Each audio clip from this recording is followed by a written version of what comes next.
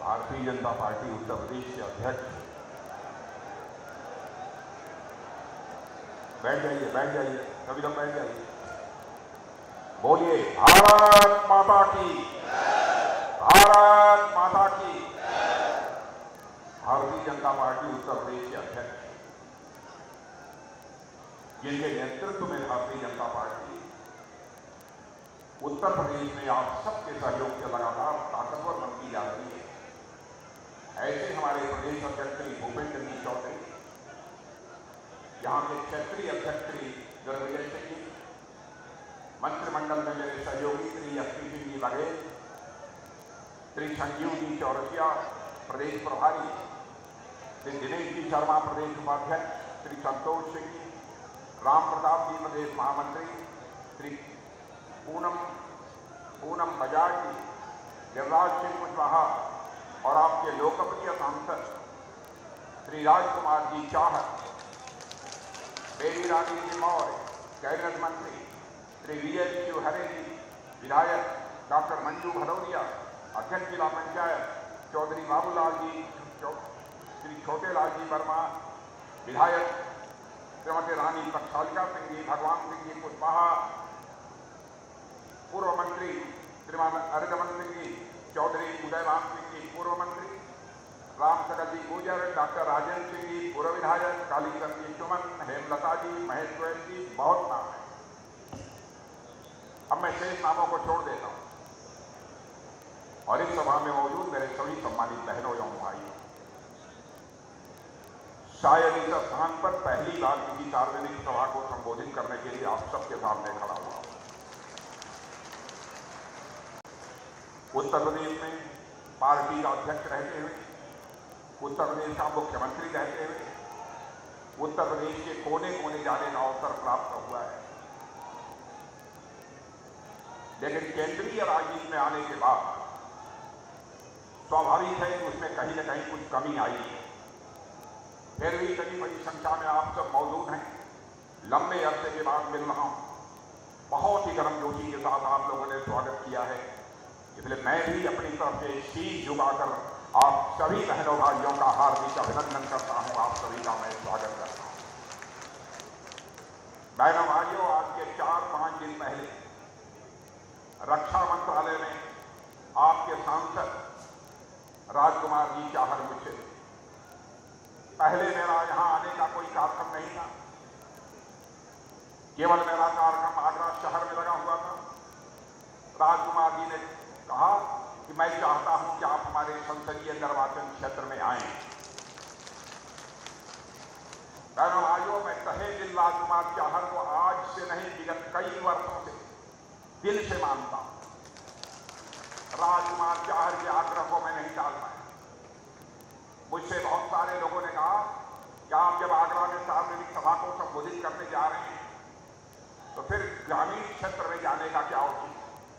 अरे मैं कहा, मैं तो गांव का रहने वाला हूं, यदि गांव के लोगों ने आमंत्रित किया है तो मैं निश्चित रूप से गांव के लोगों के बीच में जाऊं। और मुझे खुशी है कि आपके सांसद राजकुमार चाहर आपके सांसद हैं और साथ ही पार्टी ने बहुत बड़ी जिम्मेदारी ले रखी है, किसान मोर्चे के राष्ट्रीय अध्यक्ष। स्वाभाविक है कि देश के कोने कोने में इन्हें कार्यक्रमों की दृष्टि से जाना पड़ता है, फिर भी जितना हो सकता है वह आपके बीच समय दें। और मैं आपसे कहना चाहता हूं, जो हमारा भाई के जीवन का हो, हमारा कोई सांसद, हमारे बीच का कोई नेता आगे बढ़ रहा है, यदि उसको अपने क्षेत्र में आने में कोई कमी रह जाए बहनों भाइयों, उस पर ध्यान नहीं देना चाहिए, बल्कि उसका स्वागत किया जाना चाहिए।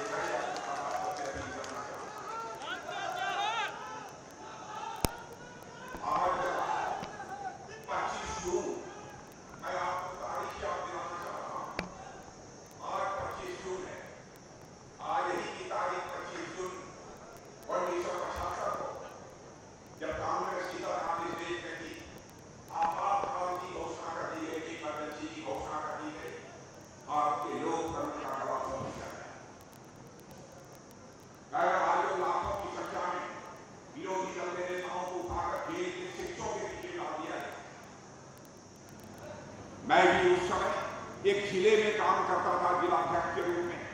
जयप्रकाश जी के द्वारा चलाया गया जो अभियान था उसका नेतृत्व कर रहा। अवस्था केवल 23 वर्ष की थी। मुझे भी उठाकर जेल के शिक्षकों के पीछे डाल दिया गया और 2-2.5 महीने तक मुझे तन्हाई में रखा गया था बहनों भाइयों, और 16 महीने लगातार जेल में रखा गया।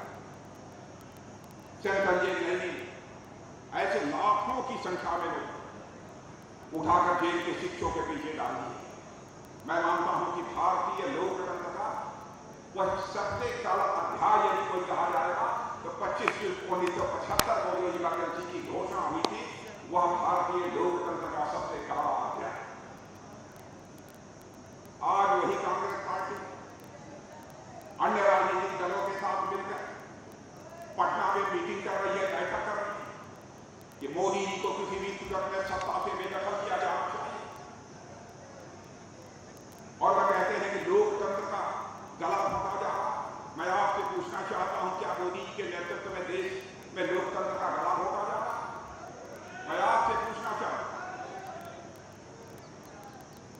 और मैं कांग्रेस के लोगों से और विरोधी पार्टी के लोगों से पूछना चाहता हूं, यदि भारत में लोकतंत्र का गला घोटा जा रहा है तो हिमाचल में आपकी पार्टी चुनाव कैसे जीती? यदि भारत में लोकतंत्र का गला घोटा जा रहा है तो कर्नाटक में आपकी पार्टी चुनाव कैसे जीती? लोकतंत्र का गला घोटा जा रहा है तो राजस्थान में, छत्तीसगढ़ में आपकी पार्टी चुनाव कैसे जीती? भाइयों, इसका उनके पास कोई जवाब नहीं।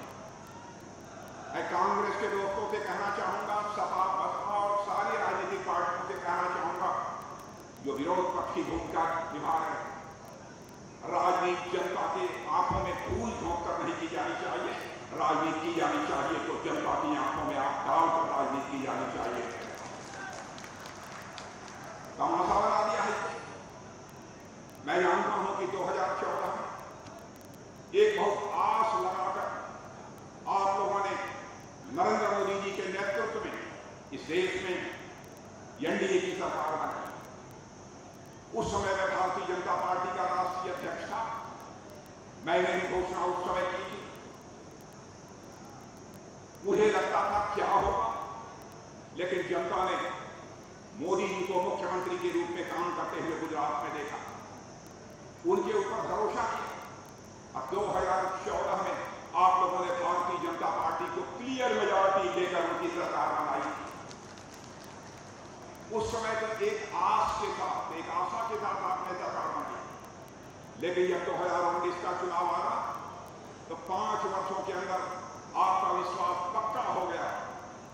नहीं, सचमुच नरेंद्र मोदी के नेतृत्व में यह हमारा देश आगे जा सकता है, भारत का कद निश्चित रूप से सारी दुनिया में बढ़ेगा, यह विश्वास आपके अंदर पक्का हो गया। और 2019 में 2014 से भी अधिक सीटों पर विजय दिलाकर आपने मोदी जी के नेतृत्व में भाजपा नेतृत्व की एनडीए सरकार बनाई। और मैं आज दावे के साथ कह सकता हूं, अंतर्राष्ट्रीय जगत में, दुनिया में बहनों भाइयों, भारत का कद बढ़ा। पहले भारत दुनिया के मंचों पर, अंतर्राष्ट्रीय मंचों पर कुछ बोलता था तो दुनिया भारत की बातों को गंभीरतापूर्वक नहीं लेती। भारत तो कमजोर देश है, बोलने दीजिए। लेकिन मेरे बहनों भाइयों, आज भारत यदि अंतर्राष्ट्रीय मंचों पर कुछ बोलता है तो सारी दुनिया कान खोलकर सुनती है कि भारत बोल क्या रहा है। यह भारत की हैसियत सारी दुनिया में बनी। इस तरीके से भारत का कद ऊंचा हुआ।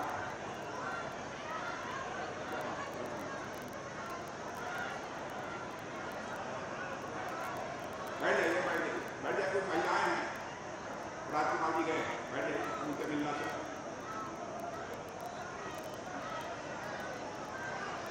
इसलिए मैं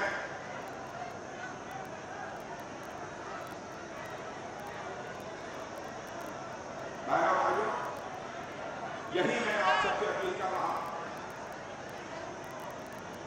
अभी आपने देखा होगा हमारे प्रधानमंत्री का अमेरिका जाता हुआ, कितनी गर्मजोशी के साथ हमारे प्रधानमंत्री का स्वागत किया है। दुनिया के जिन देशों में भी उनका जाना हुआ है, पर कांवड़े बिछाकर दुनिया के हर देश में उनका स्वागत किया है।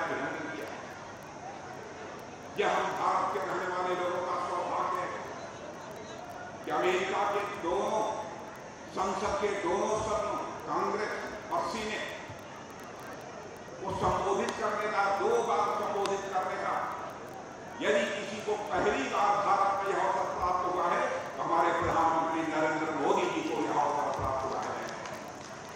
एक बार तो आदरणीय अटल बिहारी वाजपेयी डॉक्टर मनमोहन सिंह जी भी संबोधित कर चुके हैं, लेकिन लगातार 2 बार अमेरिका के संसद के दोनों सदनों को संबोधित करने का अवसर किसी को प्राप्त हुआ है तो नरेंद्र मोदी जी जो आपके प्रधानमंत्री, हमारे प्रधानमंत्री है, बहनों भाइयों को प्राप्त।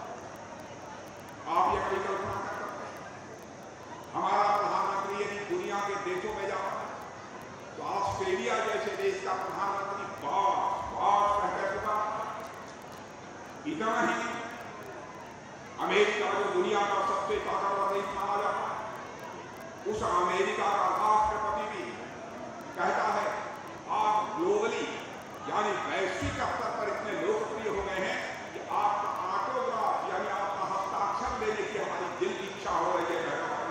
मैं समझता हूं किसी भी भारतवासी के लिए इससे बढ़कर गौरव की बात और क्या है। आपने टेलीविजन के पर्दे पर यह भी देखा होगा कि पापुआ न्यू गिनी के प्राइम मिनिस्टर जब हमारे प्राइम मिनिस्टर जाते हैं तो पैर छूकर वह आशीर्वाद लेता है। बहनों भाइयों, कि भारत के प्रधानमंत्री का ही सम्मान नहीं है बल्कि हम सब सारे भारतवासियों का जो सम्मान है वो सारी दुनिया हमारे प्रति व्यक्त कर रही है। यह हमारी कोई छोटी उपलब्धि नहीं है। यह हमारी इससे बड़ी और उपलब्धि क्या हो सकती है? देश के विकास का जहां तक प्रश्न है, आर्थिक मामलों में बहनों भाइयों, हमारा भारत 2014 में जहां पर केवल दुनिया में जितने भी देश आर्थिक दृष्टि से ताकतवर कहे जाते थे, यानी अर्थव्यवस्था का आकार के मामले में हमारा भारत दुनिया में 11वें स्थान पर हुआ करता था 2014 के। लेकिन 9 वर्षों के अंदर ही हमारे प्राइम मिनिस्टर ने करिश्मा करके दिखा दिया कि हमारा भारत जो अर्थव्यवस्था के आकार में 11वें स्थान पर हुआ करता था वह जंप लेकर दुनिया के 5वें स्थान पर पहुंच गया है। भाइयों, यह है हमारा। और एक बहुत मानी जानी फर्म है जो बहुत पढ़े लिखे लोग होंगे उन्हीं को जानकारी होगी, वो फाइनेंशियल फर्म है, वित्तीय मामलों में सारी दुनिया में समीक्षा करती रहती है, मॉर्गन स्टैनली। उस फर्म ने यह कहा है भारत जिस तरीके से आगे बढ़ रहा है, यदि ऐसे ही भारत आगे बढ़ता था तो 2027 आते आते यानी आज के ठीक 4 वर्ष पहले दुनिया की टॉप 3 अर्थव्यवस्थाओं में आकर हमारा यह भारत हो जाएगा। यह है हमारा भारत। भारत में भाइयों कमजोर भारत नहीं था। भारत हमारा दुनिया का ताकतवर देश बन चुका है। जब मैं भारत का गृह मंत्री था उस समय बड़ी घटना हो गई थी।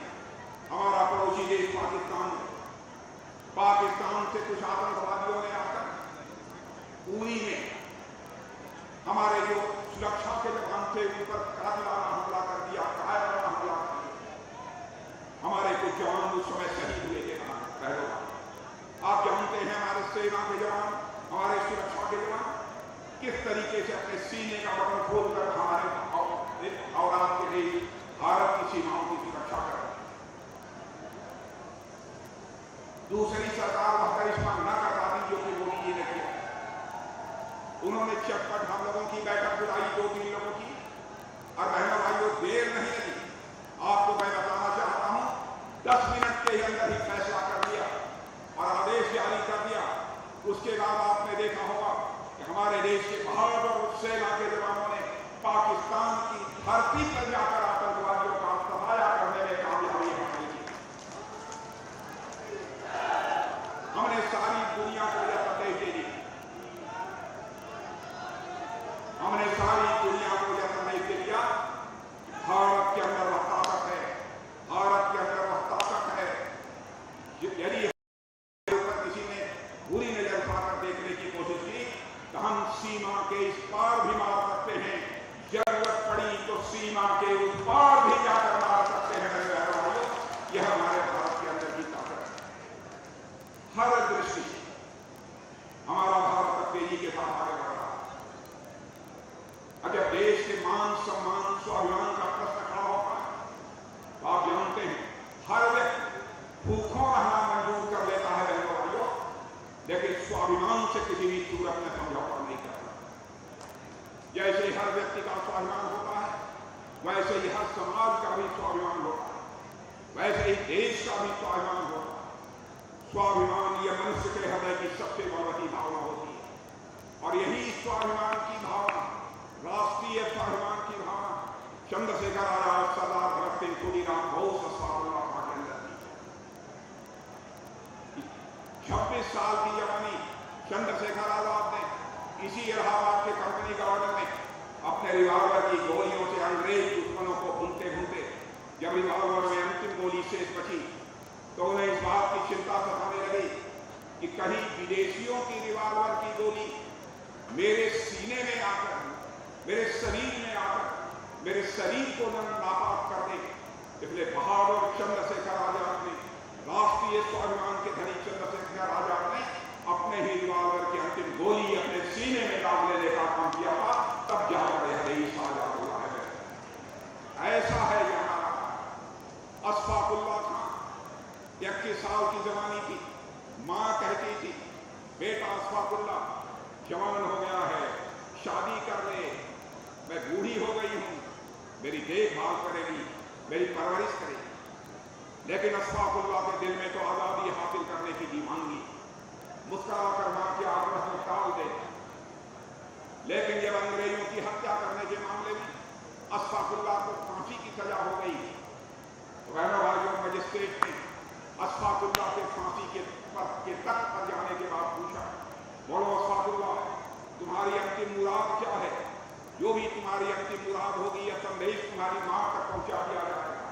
राष्ट्रीय स्वाभिमान के धनी अशफाकुल्लाह खां ने उसी फांसी के तख्त से मुस्कुराते हुए कहा, जय मजिस्ट्रेट, जाकर मेरी मां को कह दे तुम्हारा बेटा अशफाकुल्लाह आज फांसी के तख्त पर खड़े होकर अपनी शादी रचाने जा रहा है, तुम्हारी मुराद पूरी करने जा रहा है। मजिस्ट्रेट ने कहा, क्या अशफाकुल्लाह फांसी के तख्त पर खड़े होते ही तुम पागल हो? कहां है वो लड़की जिस लड़की के साथ तुम फांसी के तख्त पर खड़े होकर अपनी शादी रचाने जा रहे हो? राष्ट्रीय स्वाभिमान के धनी अशफाकुल्लाह खां ने कहा, मेरे बहनों भाइयों, मैं पागल नहीं हो गया हूं, मजिस्ट्रेट तुम अंधे हो गए, क्या तुझे दिखाई नहीं देता? मेरी आंखों के सामने जो यह फांसी का बंदा है यही वो हमारी महबूबा है जिसे आज मैं अपने गले से लगाने जा रहा हूं, जिसके साथ मैं शादी रचाने जा रहा हूं। बहनों भाइयों, ऐसे राष्ट्रीय स्वाभिमान के धनी लोगों के कारण ही हमारा यह भारत जाकर आजाद हो गया। हम सबकी जिम्मेदारी बनती है कि भारत को हम सब लोग साथ लेकर, और मैं याद दिलाना चाहूंगा 2014 का जब चुनाव मोदी जी लड़ रहे थे, हम और वो दोनों ने सार्वजनिक सभा में थे। उन्होंने कहा था, सौगंध मुझे, सौगंध इस देश की मिट्टी की, सौगंध मुझे इस देश की मिट्टी की, देश नहीं मिटने दूंगा, देश नहीं झुकने दूंगा। और भाइयों आज आप देख रहे हैं देश के मिटने की बात बहुत दूर हो गई है। दुनिया की कोई ताकत हमारे देश को झुका नहीं है। जहां तक गांव, गरीब और किसानों का भाइयों,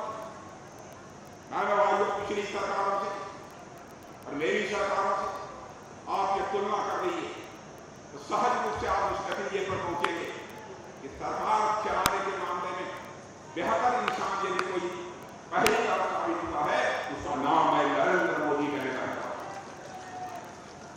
और मैं आपको याद दिलाना चाहता हूं, कोविड का संकट यहां आया था, कोविड से आप लोग भी प्रभावित थे, कोरोना से आप लोग भी प्रभावित थे नहीं? प्रभावित थे। भारत में एक व्यक्ति भी शेष नहीं बचा है जिसको कि वैक्सीन की टीका 2 डोज में लग गई। और मैं आपको बताना चाहता हूं, जबकि यह वैक्सीन जिसका आपको टीका लगता है, यह टीका पहले भारत में नहीं बनता, दुनिया के दूसरे देशों से बनाना पड़ा। हमारे प्रधानमंत्री ने दृढ़ इच्छा शक्ति के साथ फैसला किया और हमारे देश के वैज्ञानिकों का हौसला बुलंद किया और यह टीका हमारे देश में बनने लगा।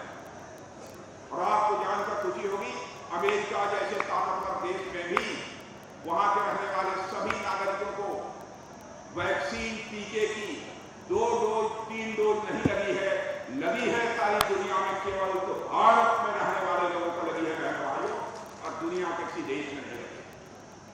और इतना ही हम लोगों ने केवल भारतवासियों की सेवा की, दुनिया के 120 देशों को भी यह वैक्सीन मुहैया कराने का काम यदि किसी ने किया है तो हमारे और आपके देश भारत ने किया है। यह है भारत की हैसियत, भारत की हैसियत बनी है। मेरे बहनों भाइयों, रूस और यूक्रेन के बीच इस समय संघर्ष चल रहा, बराबर तो गोले, बम, मिसाइल चलाए जा रहे हैं दोनों तरफ से। और जब संघर्ष शुरू हुआ तो यूक्रेन में हमारे हजारों बच्चे जो भारत के नागरिक थे वो फंसे हुए। यहां पर उनके माता पिता ये कहते थे मोदी जी चाहे जैसे भी हो हमारे बच्चे यूक्रेन से वापस आने चाहिए। संकट था, जब मिसाइल, बम, तो गोले चल रहे हैं, कैसे बच्चों को बाहर निकाला। अब आप देखिए, ध्यान से सुनिएगा मेरे बहन भाई, हमारे प्रधानमंत्री ने रूस के राष्ट्रपति पुतिन से उठाकर टेलीफोन बात किया, यूक्रेन के राष्ट्रपति मिस्टर जेलेंस्की से टेलीफोन उठाकर बात किया, और अमेरिका के राष्ट्रपति जो बाइडेन से उठाकर टेलीफोन पर बात किया। और रूस और यूक्रेन के बीच चलने वाला युद्ध 4.5 घंटे के लिए रुक गया। 27,000 बच्चे हमारे भारत आ गए। मेरे बहन भाइयों, यह है भारत।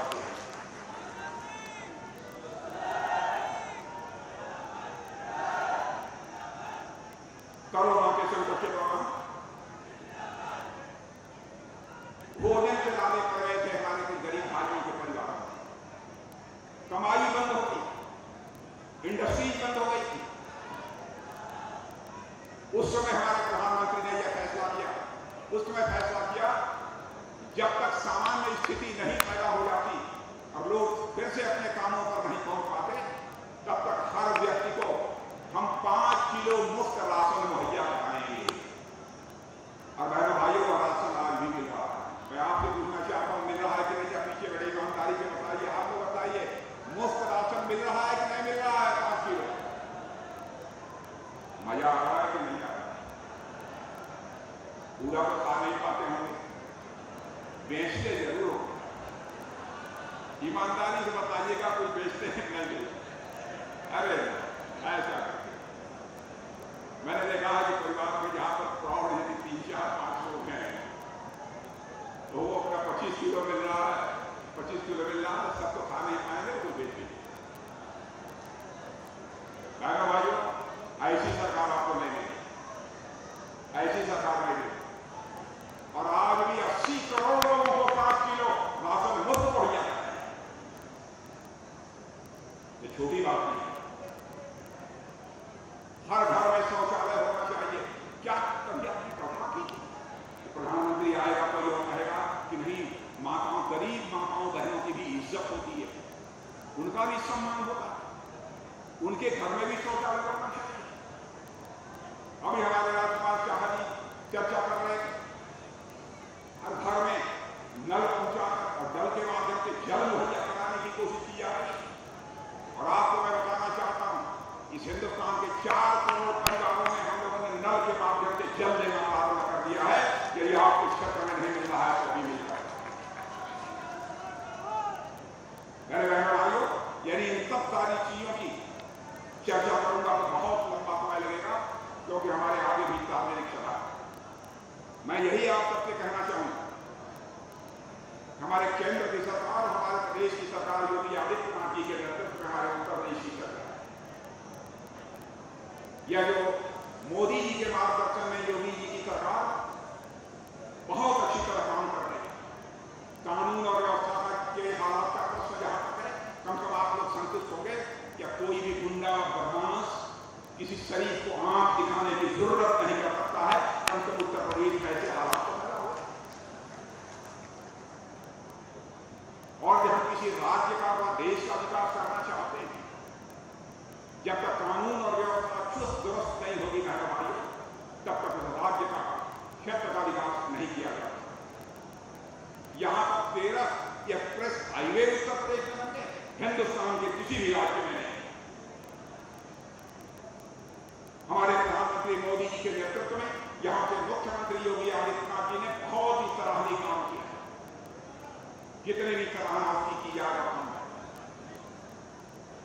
इसीलिए हम लोग कहते हैं डबल इंजन की सरकार, केंद्र में भी हमारी सरकार आपने बनाई है, तो प्रदेश में भी हमारी सरकार। इसीलिए हम उस समय जब 2022 का चुनाव हो रहा था तो आप सबसे वोट मांगे, क्योंकि मान लीजिए एक इंजन की यदि कोई सरकार है और एक जगह फेल हो गई तो फिर राज्य में फेल नहीं हो पाए, राज्य में फेल हो गई तो फिर केंद्र काम नहीं कर पाएगा। अब डबल इंजन की सरकार रहेगी तब उसे फेल होने की कोई संभावना नहीं है और तेजी के साथ देश का भी विकास होगा और प्रदेश का भी विकास होगा। हमारा देश और प्रदेश तेजी के साथ आगे बढ़ा।